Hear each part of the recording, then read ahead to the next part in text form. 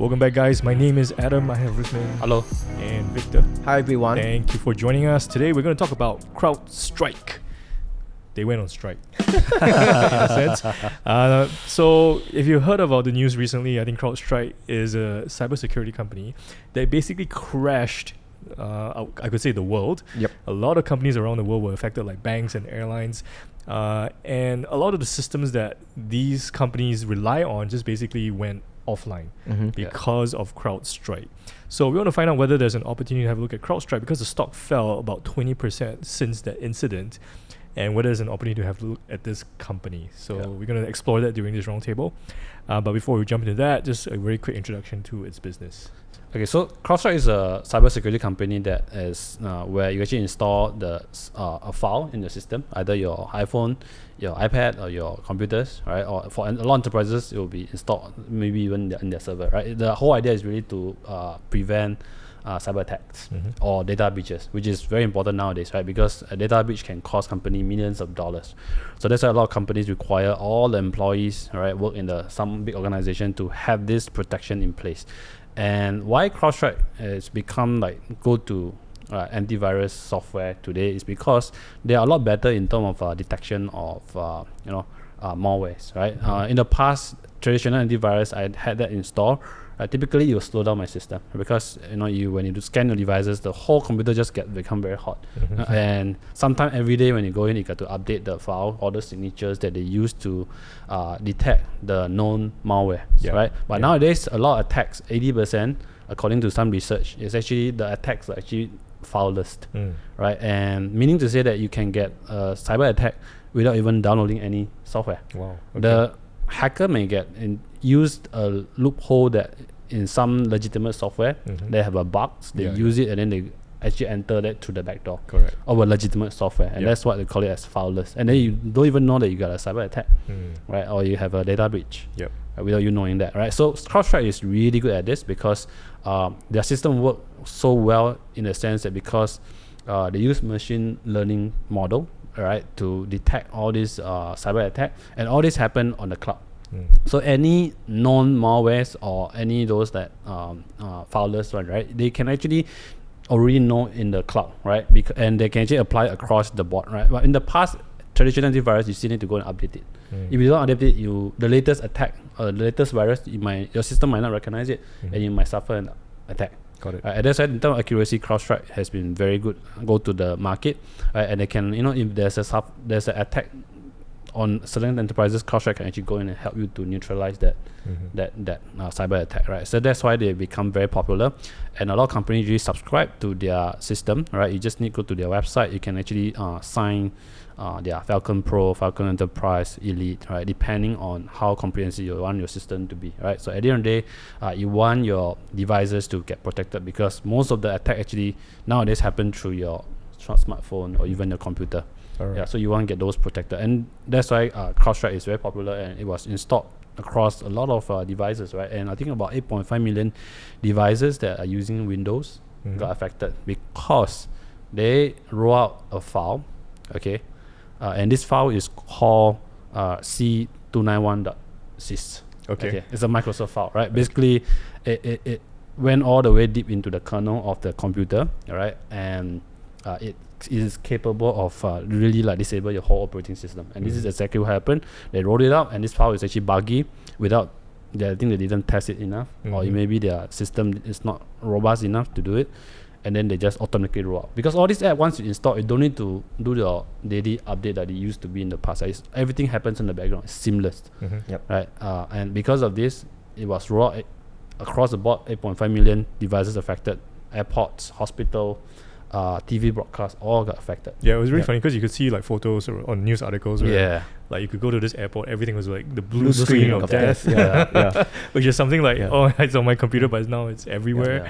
And you're like, and a lot of people thought it was like Microsoft's fault. Because it's Microsoft again, but actually it was CrowdStrike. Which basically released an update, which basically didn't allow the computers to boot up, basically, right? But I think it's very interesting because just now Rusmin said that the selling point of CrowdStrike compared to the traditional antivirus is that they auto update for you, and because of this auto update, it creates this outage. That's funny. Yeah, that's ironic in a sense. And I mean, auto updates are, I mean, they're a good thing, right? Yes, but they should have tested the thing enough, before you roll out the update and it goes live to how many millions of devices and everything. 8.5 million. So that is the explanation for the recent outage. With when it comes to CrowdStrike, and that was the reason why the stock price crashed 20%, because so many companies were affected. So if you didn't know what was happening, this is what happened. Basically, it was a buggy update. And now the fix. What is the solution for this? I just delete the file. Right, but but it isn't as simple as it when you are stuck in that blue screen.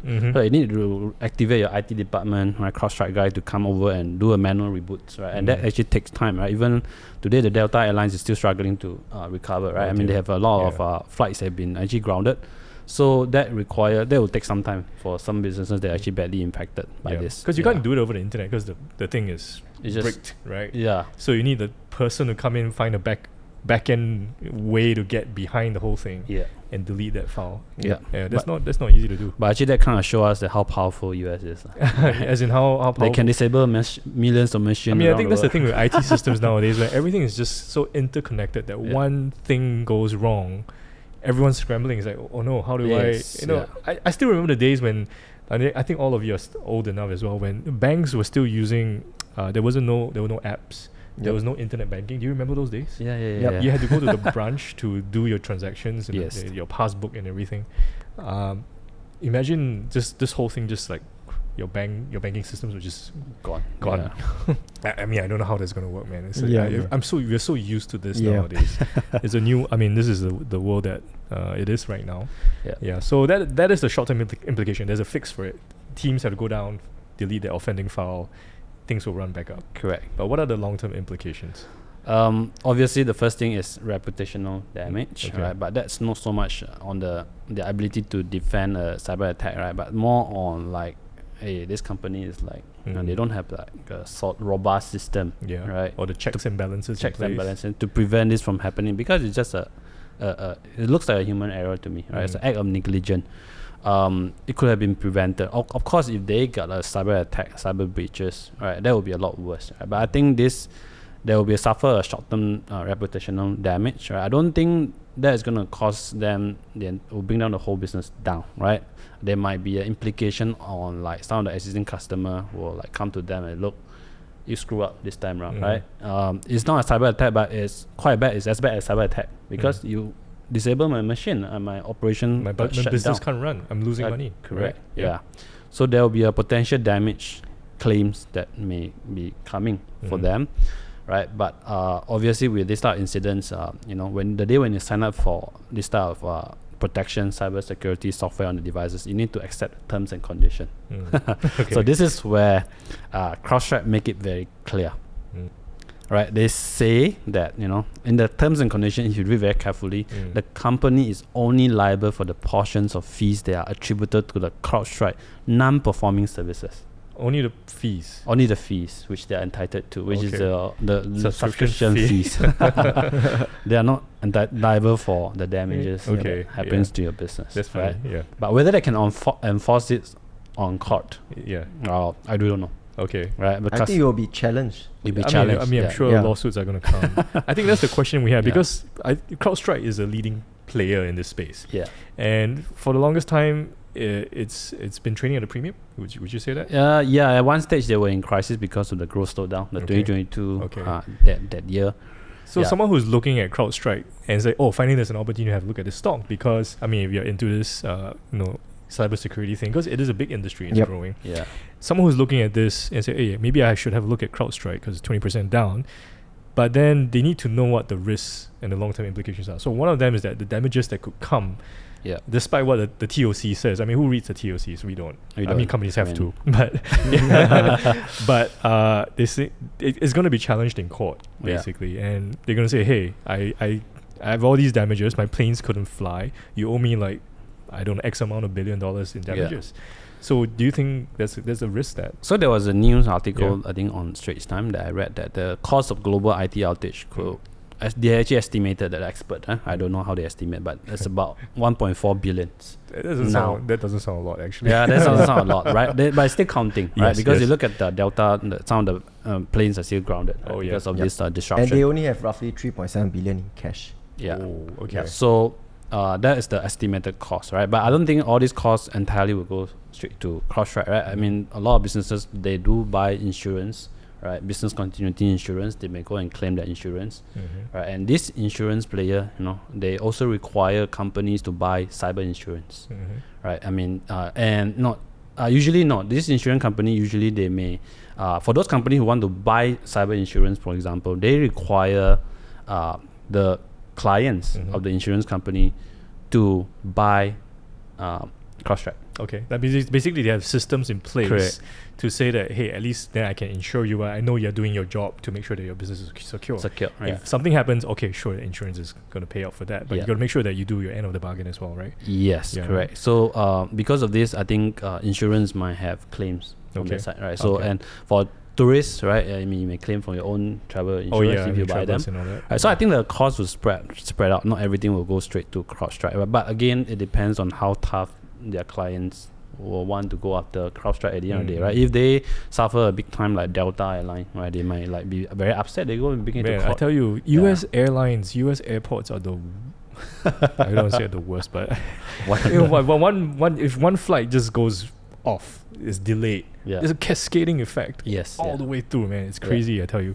So I mean, this is messy if it's airlines. Like you say Delta is involved in everything. I mean, I don't want to be caught in one of those situations. Thankfully, I haven't. Have you?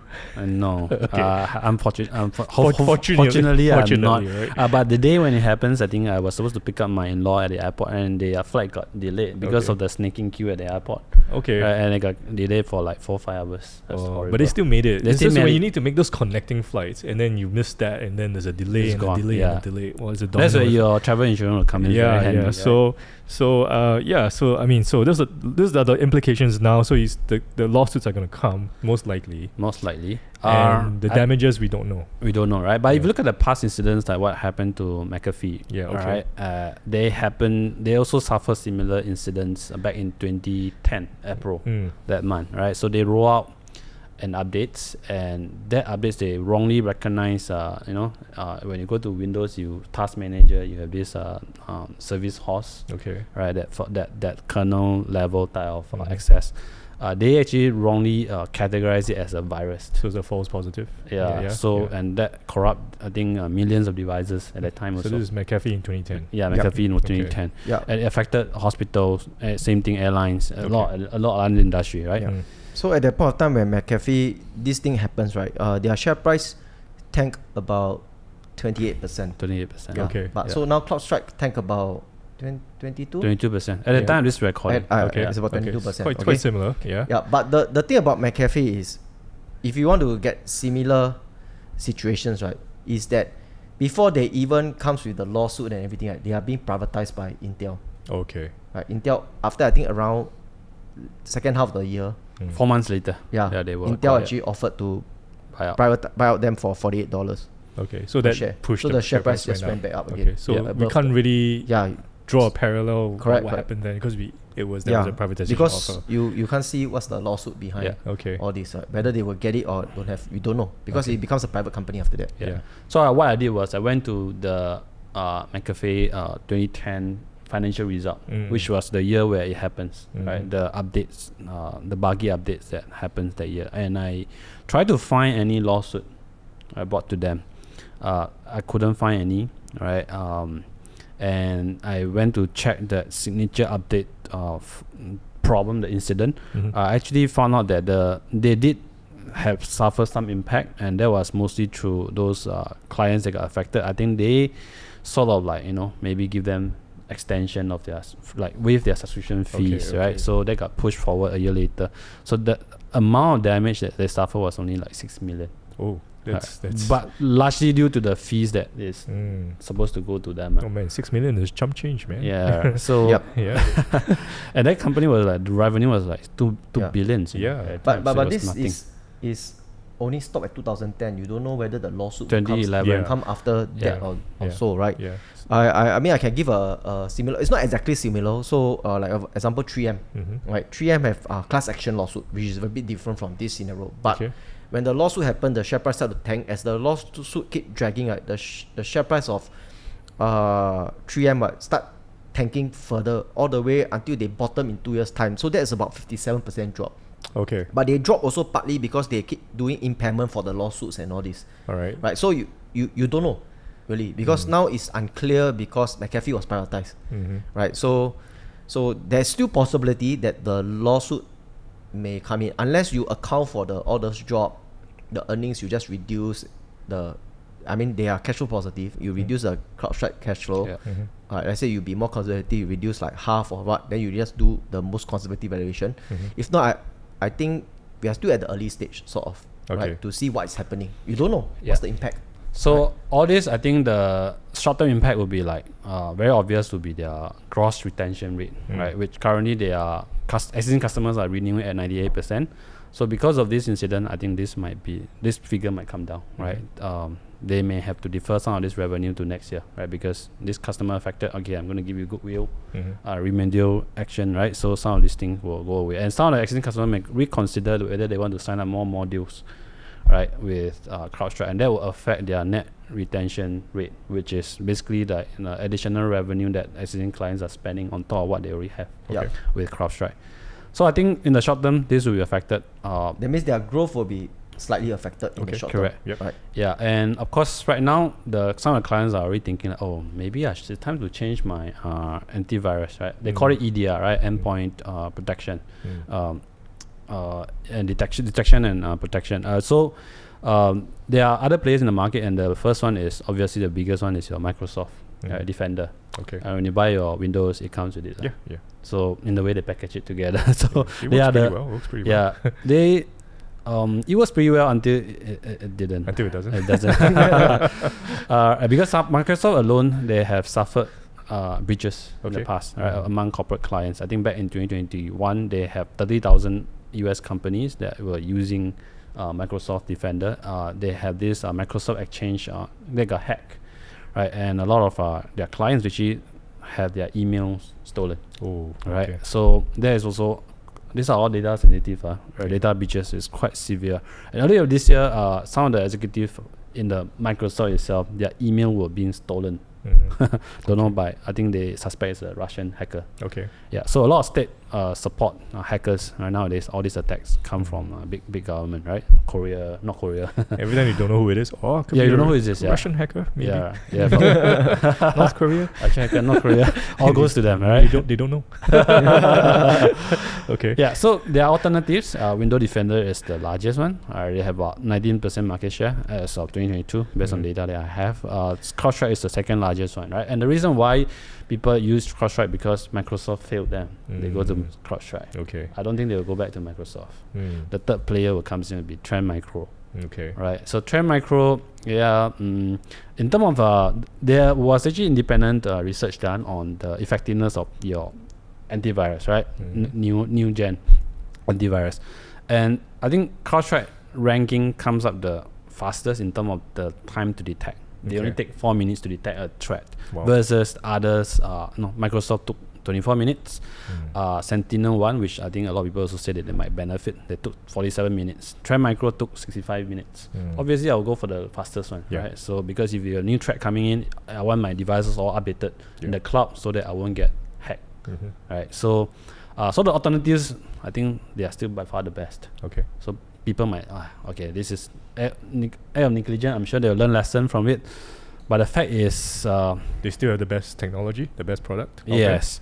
Yeah. And the funny thing is that people might think that they will learn from this lesson, right? Okay. They might tighten up the system, but this has happened before, and that was at McAfee. Yeah. The founder of Crowdstrike is also the CTO. The CEO of CTO. Chief Technical Officer of. That's right. Yeah. McAfee at the time. Correct.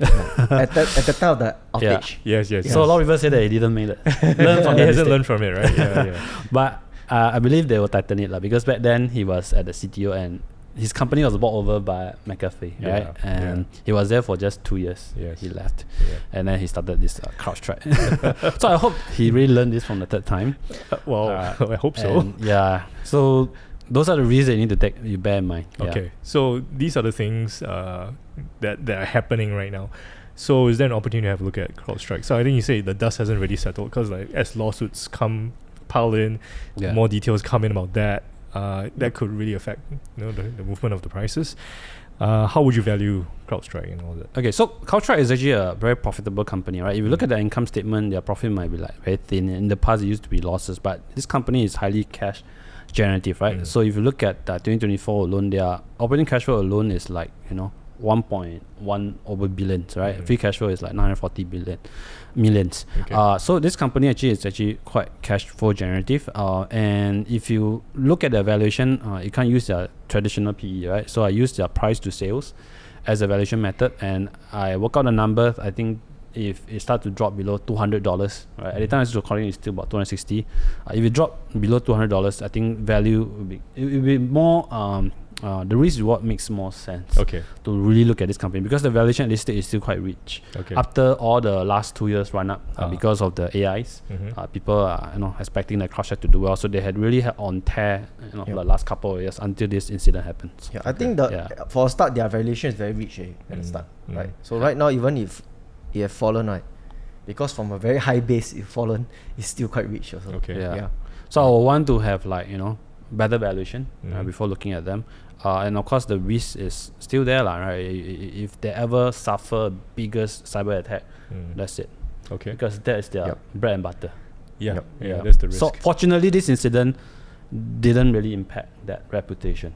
Only more like the negligent part, right? But I think that could be due to the fault of some team, or they don't have a proper robust system in place, right? Which I think they were strengthening. Everyone is looking at them now because it affected so many people. Correct. I would hope and I would think that they would clean up the the mess. So I think I did a different valuation method from Rusmin. I think he used price to sales. So I use price to cash flow. Which is another method. Because they're already cash flow generative, right? So I use price to cash flow. So you can see at the lowest point at around 2003, the drop from the 2022 because people expect their growth slow down. That's why their valuation actually came down significantly. Okay, so if you think that they will extend the service to their client, their growth will definitely slow down in the next 1 or 2 years, right? So let's say if they were to go back to the slow growth that people anticipate at that point of time, back in I think around the early 2003. So the price to cash flow at that point of time is roughly it's about 27 times. Okay. So it's 26 something, but I just round it up 27. So if you multiply by their cash flow per share, which is about $5.08. You multiply by 27, that will be about 137.16. So that's the price you may look. But do take note that this base that their cash flow maintains. But what if you think that the cash flow will drop, then you do a discount and adjust it. Right? And also do take note that they also have share-based compensation also, right? So their share counts are always increasing. Right? So if you want to take note of the adjustment, you also can do adjust. But if you want to say back to their previous worst case scenario, this is the price. So that is like the base, the bear. But it can go even lower from that, right? But like we mentioned, right, when McAfee happens, they drop about 28%. Right now they are only 22%. Right? By the time you watch this video, I don't know how much they have dropped already. Right? The stocks should be the prices should be very volatile.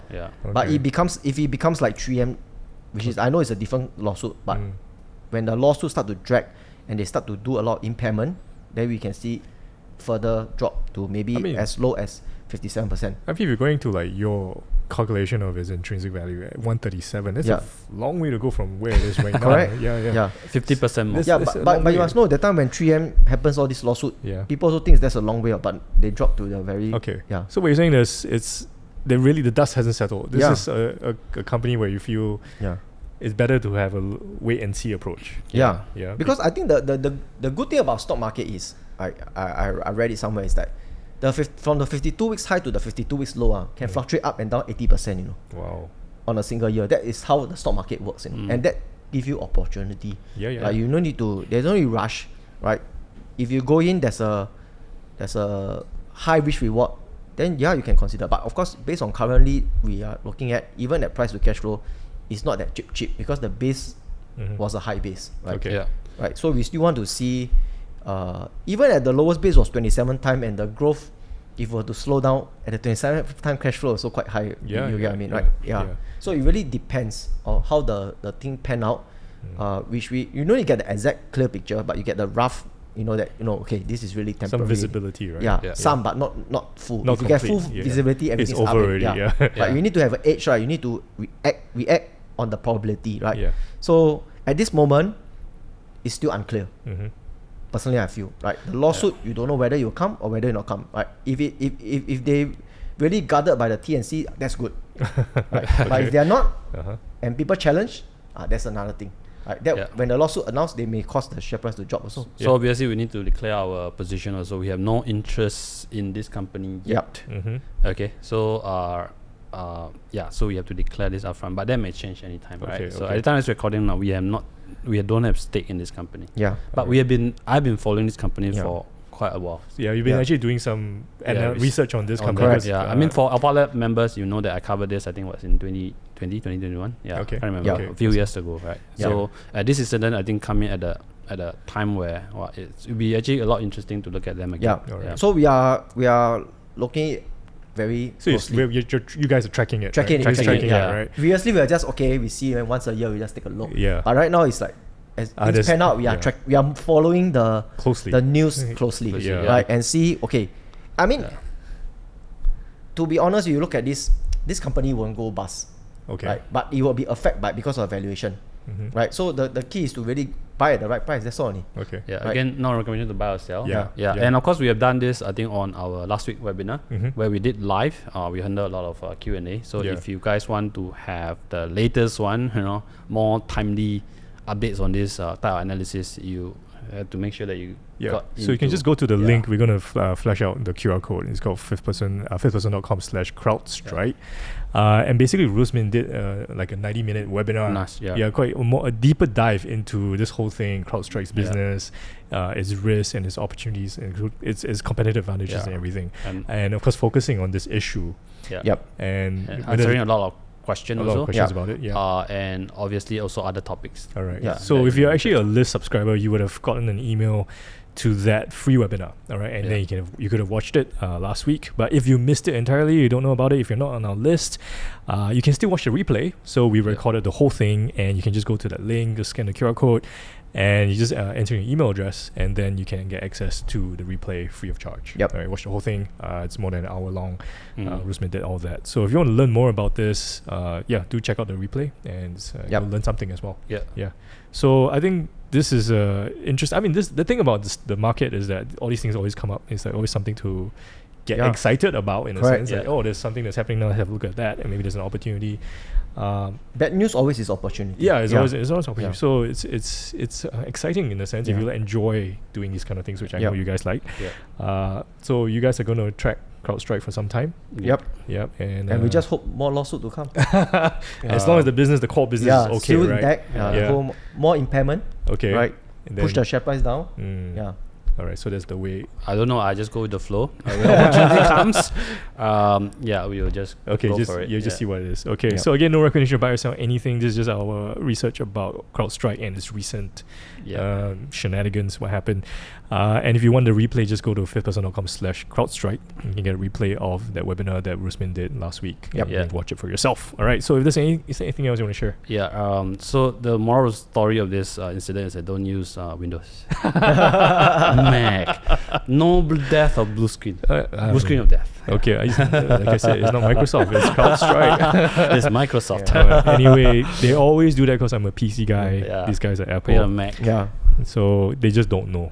Those are the days. Blue screen of death. Anyway, Bye-bye. I've never not seen it for a long time. I've not seen one as well. I mean, I've been using Dell for like what, 10? You have not seen a blue screen of death? No, years ago. Years ago. When I was a kid. You definitely will see one. I mean, definitely, I remember when I was a kid. But since like I think 10, 15 years.